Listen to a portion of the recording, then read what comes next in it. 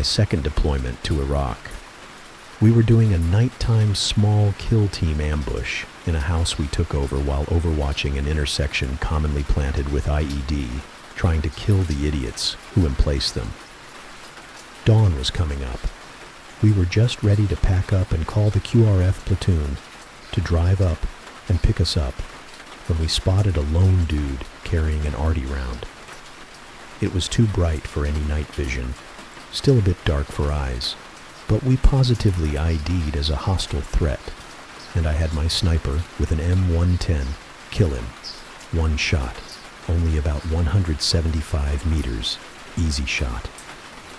Upper chest, I was on glass and saw the bullet impact, watched him crumple and drop in the grass on the side of the road. He was a skinny fucker wearing a tight athletic shirt. He didn't have body armor to stop 7.62 NATO at that range. I called QRF to pick us up and reported to company. Tosi about the kill. As they were driving up, my SKT team, an infantry fire team plus a sniper team, left the house to check the body for intel, and since we had to bag them and drop them off at the local Iraqi police station, if possible. But nobody. What the freak? We walked around for like 20 minutes in ever-enlarging circles. Not a fucking single piece of evidence he was there. Nobody. No blood, no crawl marks, no IED, no nothing. We looked like idiots because I'd reported the shot on the company network and nobody. Caught an endless amount of shit about it. But weird shit happens in war. A few years later, I ran into a dude who served in the unit we relieved in place. They left, and we took over the area of operations. We were at a bar, putting drinks away and trading war stories about the neighborhoods and Sheikh tea. Then I brought up that area we dropped the Invisible Man, what I'd called him. I didn't tell the story. I just mentioned the frequency of IEDs at that intersection area. Then he tells a story about an SKT who killed an IED emplacer but didn't find the body. No fucking way. Now he wasn't there, but it was another platoon in his company whose squad was out and reported they'd smoked the guy. So he knew part of their story. He didn't have a description of his appearance, but in his version, many dudes had opened on the emplacer, a few M4s, an M249, and an M240, and they were so sure they got him. No way someone survived that barrage. They dumped nearly 100 rounds at one dude. What are the chances of two dudes with lousy luck who have been mortally wounded in the same place a year apart? Shot, but not killed instantly. Shock hits them, but no pain. Clothes absorb the blood. The low crawl away to some dead space we can't see, where they get up and make it a few blocks before dying. Just a coincidence.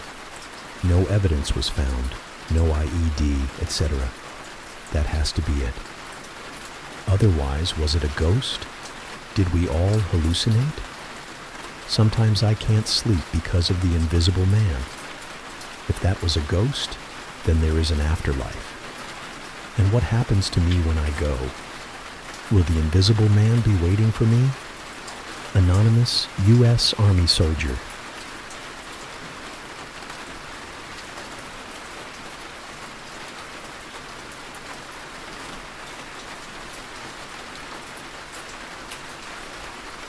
Helmand, British Army. So we were on watch. The camp was down a valley, so our picket was up on a ridge. We pull our rover up next to this old barn or whatever it was. We had a deal. He sleeps, I watch, and we switch. So right as I'm about to wake him up to switch, something slams into the rover. He bolts up and asks me what the fuck is going on. I tell him we hadn't moved. This was like someone rear-ended us. So we get out. See nothing. No damage. Nothing. And then hear someone kicking the walls of this building from the inside. It's this old tin thing, so we go to check. The door is chained up and rusted as fuck. so we can't figure out how someone got in. I tell my man to get the bolt cutter. We call out about 3 or 4 times, hear nothing, so get ready to cut it. Then hear something whispering, "Don't come in," over and over again. I look at my Paul. He nods, and we leg it. Get back. We tell our base commander we heard something, but also heard a voice saying, "Don't come in. We wait until morning and EOD guys come out." They cut through a wall and find what they described as a slaughterhouse. Bones everywhere, and the mine wired to the door. They disarm, and we leave. A few days later, I talk to one of our Afghan lads. He tells me that place was always off limits. Supposedly, the Russians butchered a village there. I start to think maybe that voice was someone wanting us to find them but not die doing it. My hairs stand up as I write this.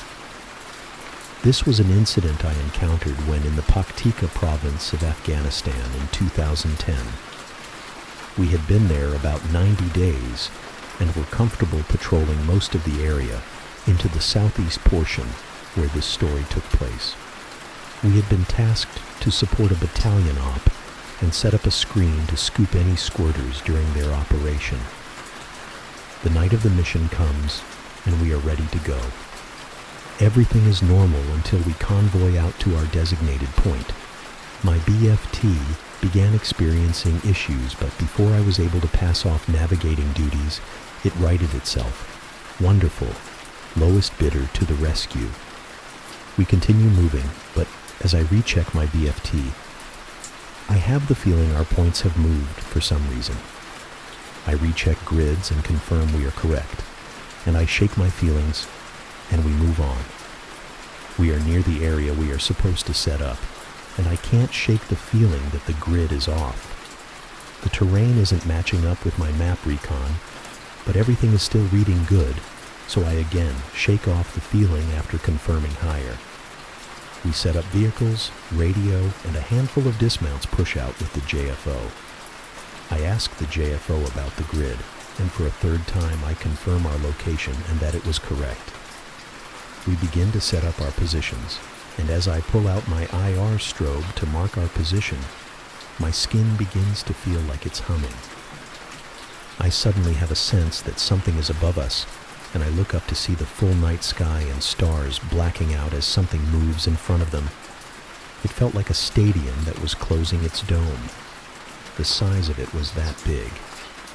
We had helos on station, but not in our immediate area, and no fixed wing either to include drones. Whatever this thing is, it's moving at an impossibly slow rate. I grab my mic to radio up, and that's where time ends for me. When I come to, I'm now in a mud hut. It's daytime, and I've lost a lot of time. In my hand is the IR strobe I'd pulled out to mark that position. My dagger is fucking loopy. What's new? And my MBITAR is zapped. Again, what else is new?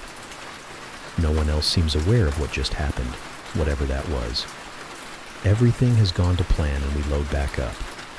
My truck crew also appears to have no idea like everyone else, but checking my BFT, we are a full grid square from the briefed mission. No one is upset by this or thinks it's wrong. It's as if everything went as planned. I was spooked. For weeks afterward, I would sporadically see unexplained lights in the sky, which others saw, which brought the same humming feeling under my skin, but with no loss of time. Years later, when I'm doing my retirement, out processing, I'm sent for x-rays to explain something in my right forearm. I'm told it's probably shrapnel from an incident years prior. They find in my right forearm what appears to be an object about the size and shape of a grain of rice, with 2 dark ends. While it appears to be made of plastic, I'm told it's metal. Probably. While it's in the same place, I often have trouble locating it to share with others. I have no explanation for what happened. I never encountered another situation like that in Iraq or Afghanistan or anywhere else. Anonymous U.S. Army soldier,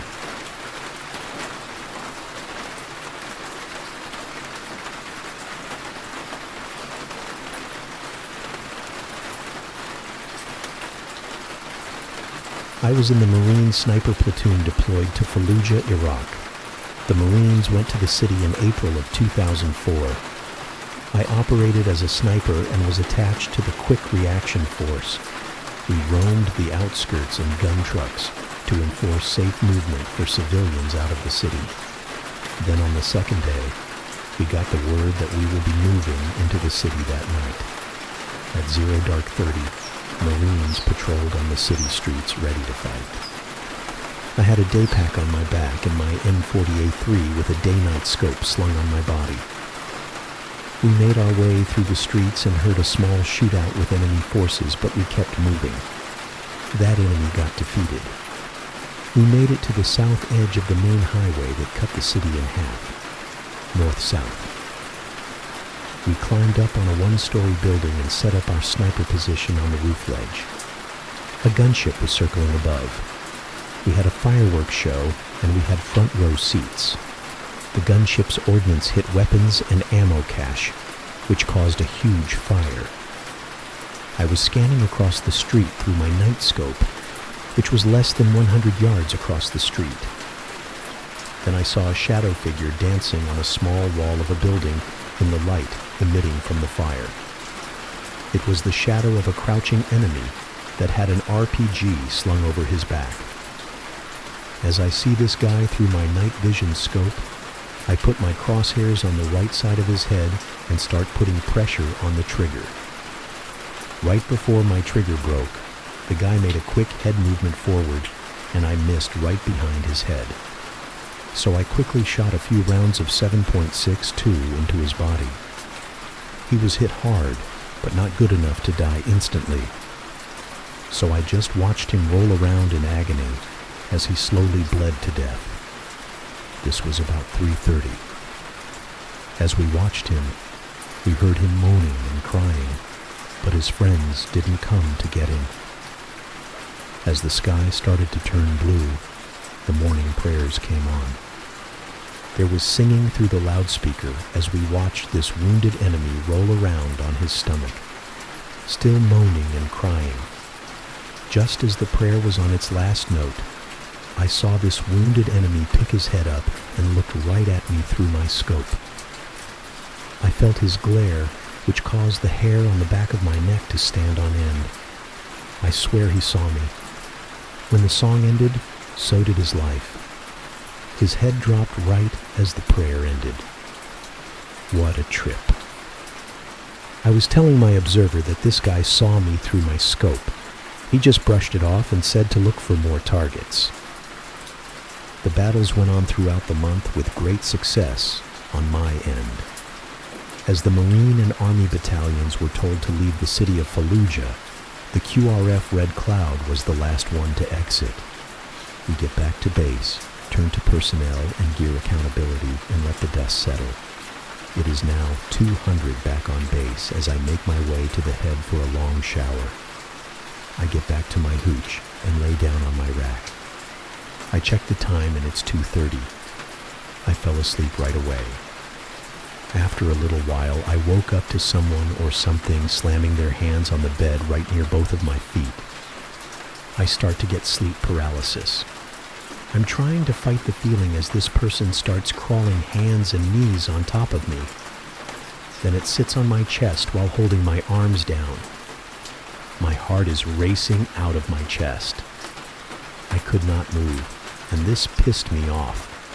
So I fight the sleep paralysis and push this person off of me. I quickly get out of bed and turn the lights on. I looked around the hooch and didn't see anybody. All the 5 guys in the hooch yelled at me to turn the lights off, so I did. I brush off the encounter and lay back down. But I knew who it was. It was the spirit of the first enemy I killed on that first night. Anonymous U.S. Marine.